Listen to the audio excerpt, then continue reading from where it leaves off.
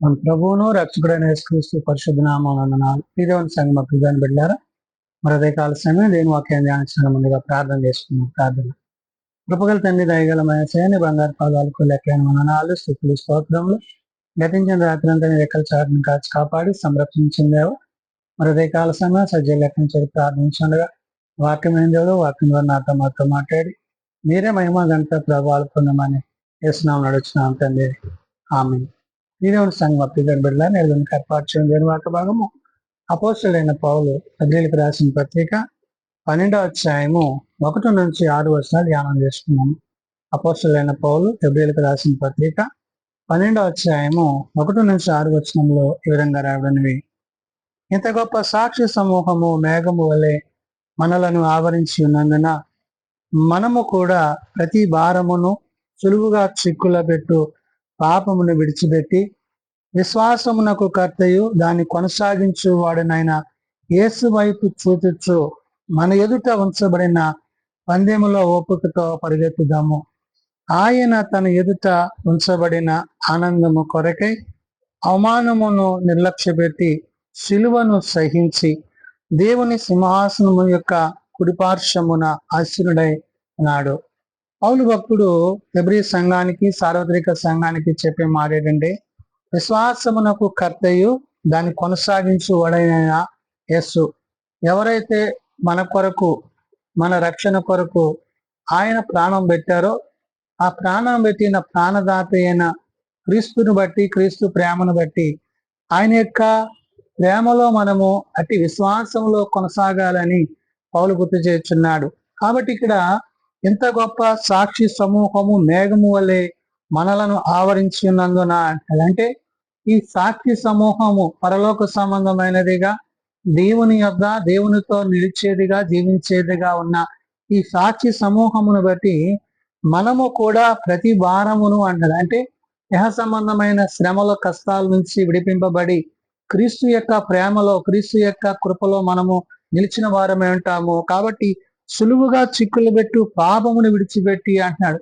ఈ పాపము మనలను సులువుగా చిక్కులు పెట్టేది. ఆది తల్లిదండ్రులను ఇది నిజమా అని ఏ విధంగా అయితే పాపంలో నింపిందో, నేడు మనలను కూడా అది చాలా సులువుగా పాపంలోకి నడిపించేది అన్నది. కాబట్టి ఈ పాపము నుండి మనం విడిపింపబడాలని పౌలు చెప్తూ, విశ్వాసమునకు కర్తయు దాన్ని కొనసాగించు వాడినైనా యేసు వైపు చూచుచు అంటున్నాడు. ఎవరిని బట్టి? ప్రభువుని బట్టి, ప్రభు యొక్క కార్యాలను బట్టి, ఆయన చూపిన ప్రేమను బట్టి, ఆయన మనల ఎడల చూపిన ఆ యొక్క కనికర కృపలను బట్టి, ఇవన్నీ కూడా మనలను విశ్వాసంలోనికి నడిపించేవిగా ఉన్నవి. కాబట్టి విశ్వాసమునకు కర్తయు దానిని కొనసాగించువాడనైనా యేసు వైపు చూచుచు అన్నాడు. అంటే యేసుక్రీస్తుని ఆధారం చేసుకుని ఆయనను బట్టి, ఆయన ఉద్దేశాన్ని బట్టి మనము జీవించేవారమై ఉండాలి.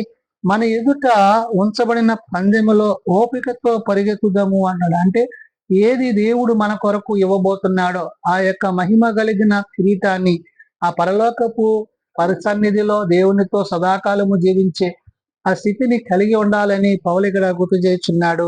అందుకనే ఓపికతో పరిగెత్తుదాము, ఆయన తన ఎదుట ఉంచబడిన ఆనందము కొరకై అన్నాడు. అంటే తండ్రితో, కుమారునితో, పరిశుద్ధాత్మతో మనము సదాకాలము జీవించేవారమై ఉండాలి అనే విషయాన్ని గుర్తు చేస్తూ, అవమానమునకు నిర్లక్ష్య పెట్టి శిలువను సహించి అన్నాడు. అంటే మన నిమిత్తం ఎన్నో అవమానాలు, నిందలు ఆయన పాలైనప్పటికీ మనం పొందవలసిన శిక్ష అంతా ఆయన భరించి ధరించి మనకి క్షమాపణ దయచేశారు. కాబట్టి ఇక్కడ ప్రభువుని గురించి అంటున్నాడు, ఆయన తన ఏదైతే ఉంచబడిన ఆనందము కొరకై అవమానమును నిర్లక్ష్య పెట్టి శిలువను సహించి అన్నాడు. అంటే శిలువను సహితము ఆయన మరి మన కొరకు ఆయన మోసిన వాడై ఉన్నాడు. మన పాపముల నిమిత్తము ఆ శిలువ భారాన్ని ఆయన మోసిన వాడైనాడు. దేవుని సింహాసనము యొక్క కుడిపార్శ్వమున ఆసీనుడై ఉన్నాడు. తండ్రి కుడిపార్శ్వమున కూర్చున్న ప్రభువుని గురించి, ప్రభు కార్యాన్ని గురించి, మరి విశ్వాసానికి కర్తగా మరి దాన్ని కొనసాగించేవాడైన క్రీస్తుని బట్టి మనము జీవించాలి అనే విషయాన్ని పౌలు ఇక్కడ గుర్తు చేస్తున్నాడు. కాబట్టి మీరు అలసట పడకయు మీ ప్రాణములు విసుకొకయు ఉన్నట్లు అంటున్నాడు. అంటే దేని కొరకు?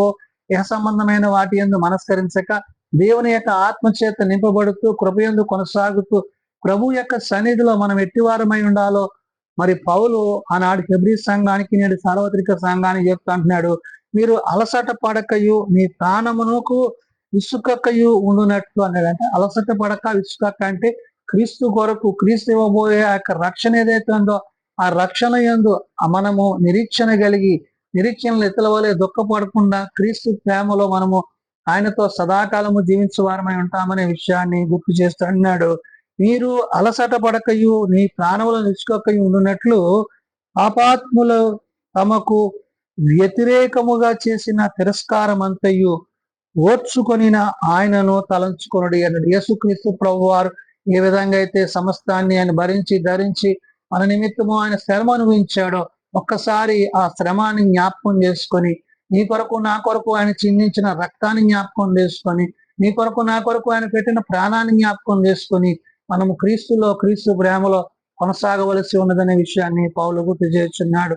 కాబట్టి ఇక్కడ మీరు పాపముతో పోరాడుటలో రక్తము కారునంతగా ఇంకా దానిని ఎదిరింపలేదు అన్నాడు. అంటే ఎన్నో శ్రమలు, కష్టాలు యేసు ప్రభు వారు మన కొరకు పడినప్పుడు ఆయన నిమిత్తము మనము ఏ విధంగా శ్రమ పడగలుగుతున్నాము, ఏ విధంగా కష్టపడగలుగుతున్నాము, ఆయన రాజ్యమందు చేరడానికి ఇకమందు మనము దేనిని మరి వేటిని జయించగలుగుతున్నాము అనే విషయాన్ని ఇక్కడ పౌలు గుర్తు చేస్తున్నాడు. అందుకనే మీరు పాపముతో పోరాడుటలో రక్తము కారునంతగా ఇంకా దానిని ఎదిరించలేదు అన్నాడంటే ఎన్నో శ్రమలు, శోధనలు, వేదనలు ఉన్నప్పటికీ వాటిని జయించడానికి క్రీస్తు రక్తమే మనకి సాదృశ్యమైనదని చెప్తూ, మరియు నా కుమారుడా ప్రభు చేయు శిక్షను తృణీకరింపకము అంటున్నాడు. అంటే ఆయన నిన్ను ఒకవేళ శిక్షించినప్పుడు ఆ శిక్షను తృణీకరించక అని నిన్ను ఎందుకు శిక్షిస్తున్నాడంటే నిన్ను నీ మార్గాన్ని సరిచేసి నిన్ను తన రక్తములో తన యొక్క ఆత్మచేత నిన్ను ఆయన నింపి నడిపించి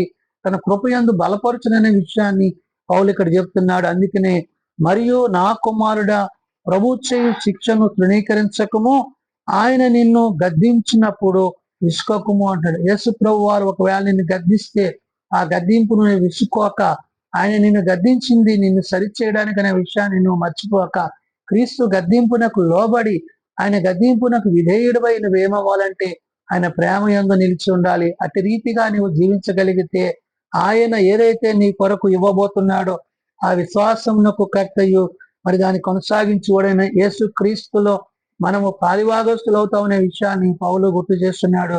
కాబట్టి ఇక్కడ నా కుమారుడా ప్రభు చేయు శిక్షను తృణీకరించకము, ఆయన నిన్ను గద్దించినప్పుడు విసుకోకము అని చెప్తూ, ప్రభు తాను ప్రేమించు వారిని శిక్షించి తాను స్వీకరించు ప్రతి కుమారుని దండించును అంటున్నాడు. ఎవరైతే ఆయన ప్రేమిస్తున్నారో అతి వారిని ఆయన ప్రేమిస్తూ, గద్దిస్తూ, శిక్షిస్తూ, దండిస్తూ వారి మార్గాన్ని ఆయన సరళం చేయను. కాబట్టి ఆయన శిక్షను నీవు స్వీకరించి ప్రతి కుమారుని యందును అంటున్నాడు. అంటే ఏంటి? నిన్ను తన కుమారునిగా ఆయన చేర్చుకుంటున్నారు కాబట్టి క్రీస్తునందు, క్రీస్తు ప్రేమ యందు నీ వెట్టివాడవై ఉండాలో చెప్తున్నాడు.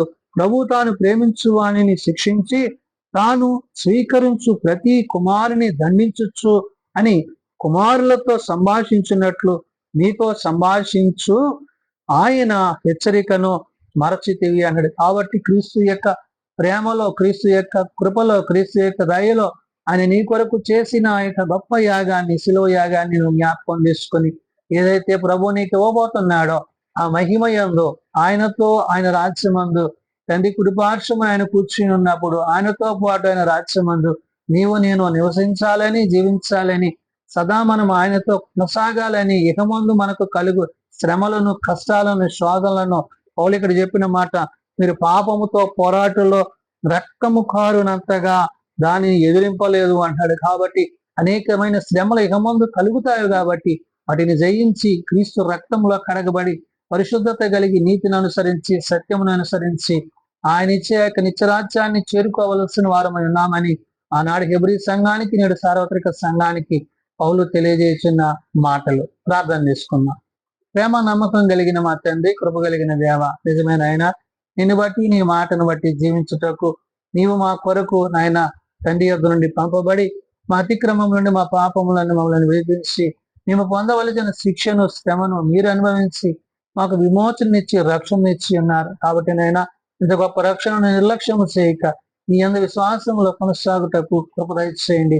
బలహీనలను బలపరచువాడు, రోగులను స్వస్థపరచువాడు, ప్రార్థన అవసరతలు కలిగిన కుటుంబాలను ప్రత్యేకపరచువాడు, ఎవరైతే ఇంకా నేను ఎరుగక తెలియక తమ ఉద్యోగాలు కఠినపరుచుకుంటున్నాడు అటు వారికి మారి మనసు పాపక్షమాపణ దయచేయండి. చిన్నబిడలు, యవనులు, పెద్దలు, వృద్ధులు ప్రతి వారిని వాని తరగతుల చొప్పున ఆశీర్వదించి దీవించండి. జన్మదినాలు, వివాహ దినాలు, కొడుకుల కుటుంబాలకు ప్రత్యేకపరచండి. ప్రభువా, నేడిన పరిచర్యలో, సేవలో మీ పరిశుద్ధాత్మ నడిపింపు సహాయం మాకు దయచేయమని, మీరు ఆఖరికి మమ్మల్ని సిద్ధపరచుమని, సమస్త మహిమ ఘనత ప్రభావాలు మీరే పొందుకొనమని యేసునామమున నామమున ప్రార్థించి వేడుకొనుచున్నాం తండ్రి. ఆమేన్. పరలోకమందున మా తండ్రి, నీ నామం పరిశుద్ధపరచబడగాక, నీ రాజ్యం వచ్చేగాక, నీ చిత్తం పరలోకమందు నెరవేర్చినట్లు భూమి మీద నెరవేరేగాక. మా అనుదినము నేడు మాకు దయచేయము. మేము ప్రార్థన చేసిన వారిని మేము క్షమించిన ప్రకారం అపరాధములను క్షమించము. శోధనలో పేకాచులను తప్పించము. రాజ్యము, శక్తి, మహిమ నిరంతరము నీవే తండ్రి. ఆమేన్. మన పరమ తండ్రి దేవుని ప్రేమ, ప్రభువైన యేసుక్రీస్తు కృప, ఆదరణకర్త అయిన పరిశుద్ధాత్మ సహాయము సదా తోడైండి సంరక్షించునుగాక. ఆమేన్.